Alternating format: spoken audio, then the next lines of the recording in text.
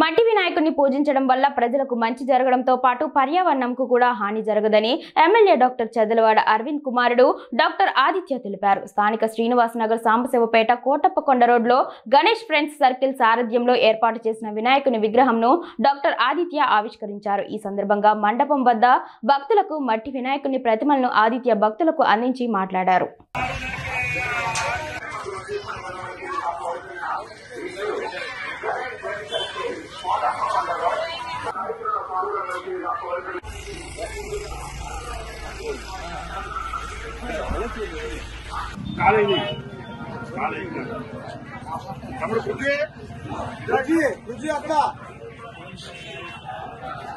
ఇక్కడే ఉంది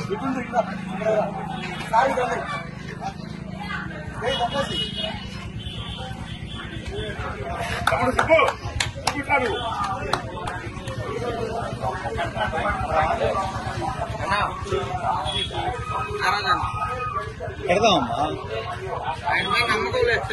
కొరగమ్మ ఫోన్ చేశాడుగా, వస్తున్నాము మాట అన్నాడు.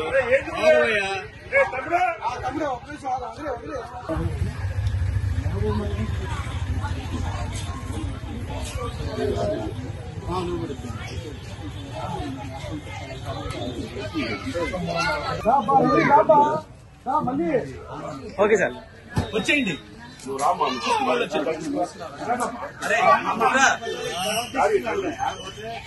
రామ్మా, తీసుకో రామ్మా.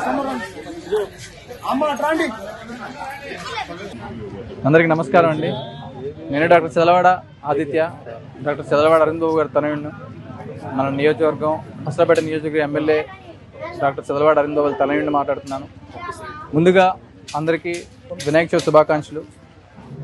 అందరూ ఈ వినాయక చవితిని ఆనందంగా ఆయుర ఆరోగ్యాలతో చక్కగా జరుపుకోవాలని చెప్పేసి మనసు కోరుకుంటూ, ఈకో ఫ్రెండ్లీ వినాయకుడిని మనందరం తప్పనిసరిగా స్తూపంలాగా మనం నిమజ్జనానికి కావచ్చు, మన పూజకు కావచ్చు వాడుకోవాల్సిందిగా మనవి చేస్తున్నాను. ఎందుకు అంటే